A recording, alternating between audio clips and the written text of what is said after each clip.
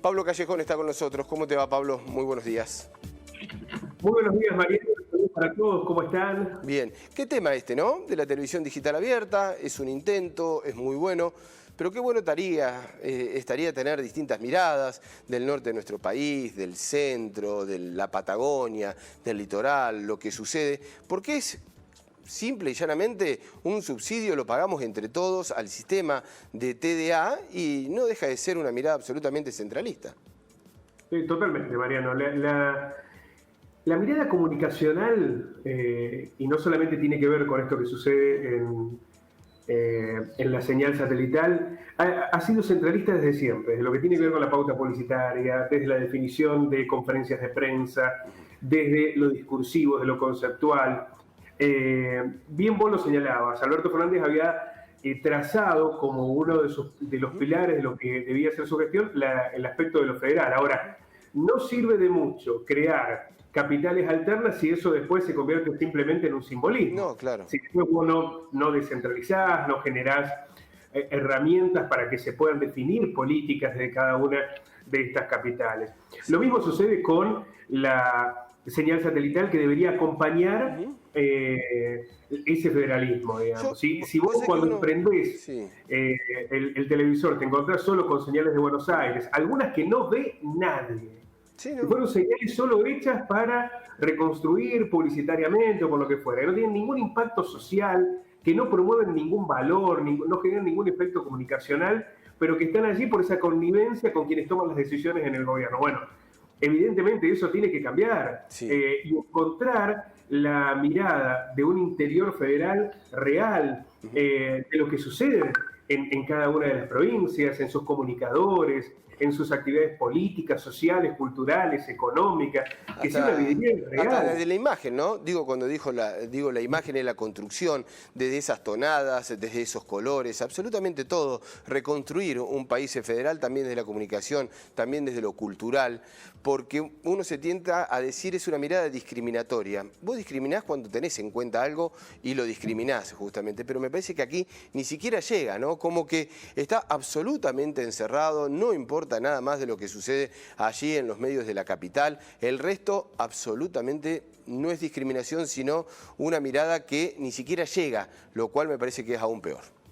Sí, como ha sucedido con muchas cosas, ¿no? Han convertido una herramienta que podría haber sido muy, pero muy útil para consolidar precisamente esa federalización, porque ya no dependés de un sistema de cable que te condiciona, pero al mismo tiempo lo hicieron para ratificar los mismos vicios de siempre, ¿no? Y ratificar las mismas corporaciones de siempre y el mismo centralismo de siempre. Bueno, si eso no cambia, la herramienta no sirve. Claro. La herramienta es útil cuando incorpora en los aspectos tecnológicos los conceptos necesarios. Y se puede, no hay imposibilidades. No hay imposibilidades técnicas, porque muchas veces se pone la excusa, bueno, pero que desde el interior, para emitir, para llegar. No hay imposibilidades técnicas, hay una decisión política. Pablo, ¿qué nos trajiste para hoy? Bueno, ayer se dio a conocer una nueva circular del Banco Central en la que señaló de que se extiende hasta finales de enero, hasta el 31 de enero, el congelamiento de las cuotas de los créditos UBA. Esto, que se supone puede ser una solución parcial en medio de la crisis económica, en realidad es poner un poco de cubierta, un poco de humo sobre un problema que es evidentemente estructural y que el gobierno no le encuentra una solución, y que uno puede imaginar es apenas una bomba social a punto de estallar a la que le extienden un poquito más la mecha. ¿Viste? Cuando le dicen, bueno, te voy a poner un poco más de mecha, para que no estalle esa conflictividad social, pero evidentemente no hay ninguna solución. ¿Por qué? Porque el congelamiento de las cuotas no implica que vos no vas a pagar lo que aumentó durante todo el año, sino que te lo van a refinanciar, que puede ser al final del crédito o puede ser durante el pago de las próximas cuotas, cuando se descongele. ¿Cuál es el inconveniente? Como esto es un crédito UVA, a los bancos no les importa, porque en algún momento lo que te hacen es incorporar más UVA y vos, como el capital sigue subiendo, se te convierte en una deuda eterna, en la que nunca terminás de pagarlo. Es un crédito interminable, ¿no? En lo que los bancos no pierden y lo que se supone es un beneficio para la gente, en realidad es extenderle un poco más la agonía, nada más que eso. Los créditos UVA son un sistema insostenible que ha ido a contramano de cualquier posibilidad real de aquellos que vieron esto como la única oportunidad. Sí. En el gobierno de Mauricio Macri no se les dio otra alternativa, eran los créditos UBA. Entonces vos ingresabas a los créditos UBA porque intentabas tener tu casa propia y te encontrabas después con una verdadera calamidad presupuestaria, con intereses que eran usurarios, en los que siempre se defendió el interés de los bancos. Sí. Siempre se defendió el interés de los bancos. Los bancos no perdieron nunca. Los que han perdido son los adjudicatarios. Y no hablo solo de las viviendas. Hablo también de los miles que se compraron un auto y pagan una cuota mayor que el de una vivienda.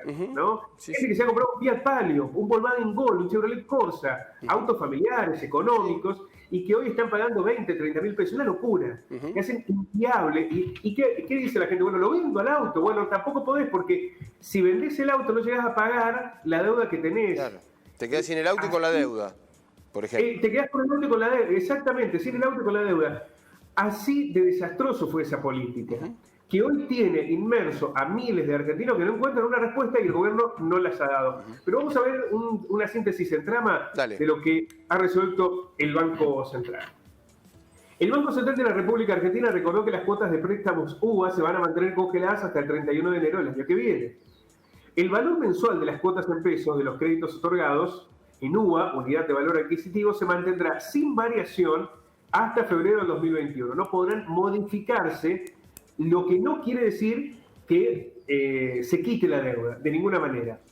Ha precisado el Banco Central que los decretos de necesidad de urgencia, el 319 y el 767, establecieron que las financiaciones ajustables por UBA deberán cumplir un conjunto de condiciones. A ver, en primer lugar, las cuotas pagas por los deudores hasta el 1 de febrero del año que viene no podrán superar el importe de la cuota correspondiente al mes de marzo. ¿Qué sucede?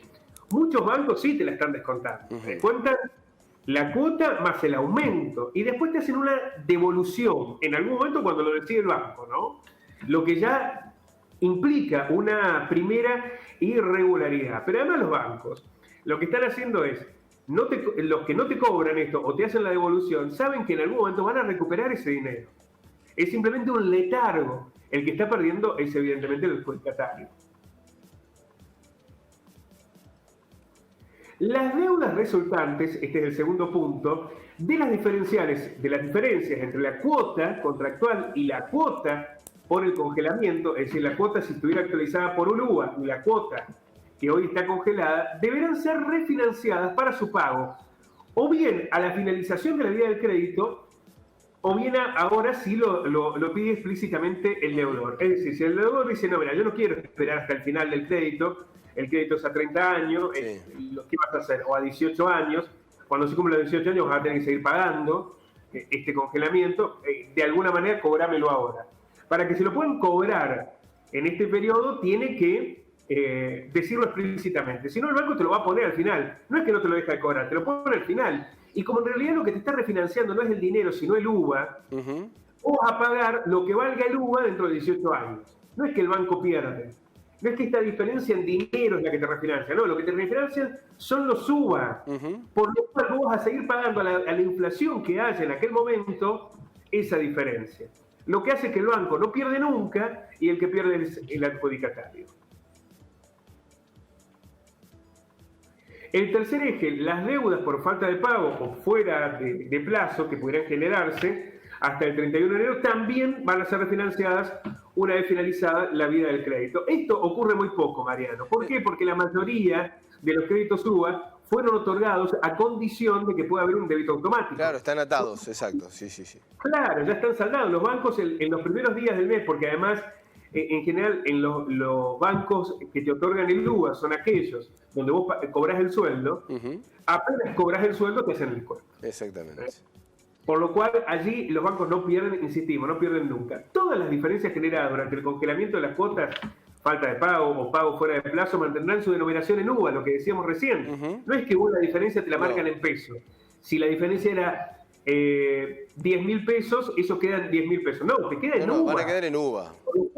Vos lo vas a pagar al precio que el UBA tenga en el momento que debas pagarlo. Es que el UBA es justamente una unidad. Y bueno, allí está el problema, ¿no? Cuando vos tenés ese valor no se devalúa nunca, y mucho menos para el banco.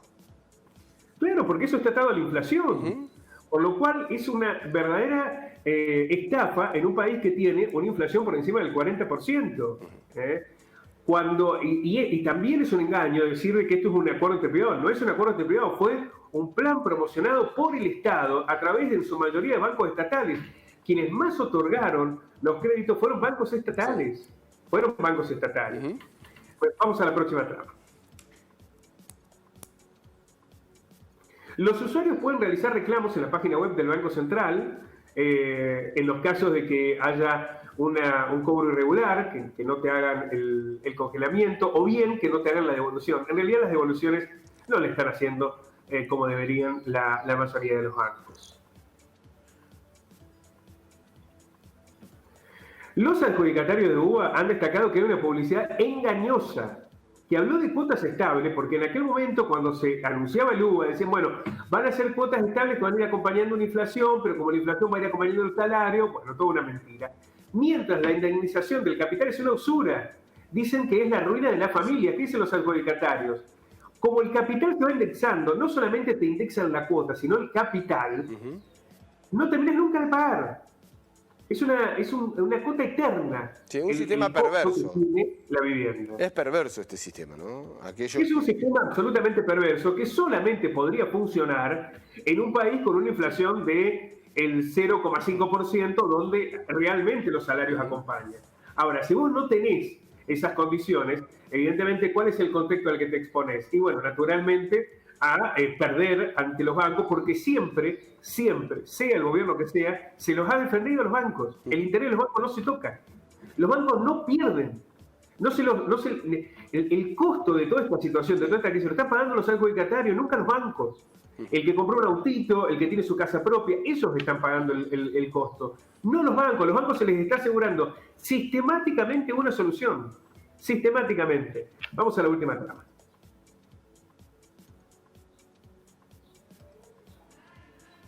No tenemos otra trama, Pablo. Bueno, la última trama de la que yo quería referenciar está relacionada con qué pasa con aquellos casos que no pueden pagar. Porque aquí se habla de la cuestión de extender la cuota, sí, ¿no? De lo que no pagaste ahora lo extendés la cuota. Pero esta es una situación de emergencia, donde hay una aval legal. Ahora, ¿qué pasa el que no puede pagar? Hay algunos antecedentes, ¿no? Ha ocurrido con Mendoza, donde un jubilado que demostró que es su casa propia, la única casa que tiene, no se la ha podido rematar, le han modificado la estructura. Ahora, hay muchas personas que tienen temor a perder el auto, a perder su casa, el único valor que tienen, hacen lo que pueden para pagarlo. ¿Cómo resolver judicialmente esta situación? Que no sean solo casos puntuales, sino la manera de un colectivo. Bueno, esta es otra cuestión en la que están trabajando los adjudicatarios. Lo que pasa es que las organizaciones lo que piden es que haya una respuesta real. Y esta es una de las cuestiones que más se le cuestionaba a la ministra Bielsa. Se ha emparchado mucho el UBA. El UBA ha sufrido muchísimos parches de todos lados, pero no se le encuentra una solución. Pero la negociación era con la ministra Bielsa, cuando en realidad el que está definiendo es el Banco Central. El Banco Central define y lo hace en favor de los bancos. Lo que aquí se necesita es una política no financiera, sino social. Y en esto era la necesidad de que la ministra Bielsa diera una respuesta, que no la dio. No. Hoy ya no es más ministra. Bueno, veremos qué es lo que sucede de aquí en más con la solución de un problema que, insistimos, es una bomba social a la que simplemente le han alargado la mecha. Pablo, muchísimas gracias. Abrazo. Abrazo grande para todos. Hasta luego.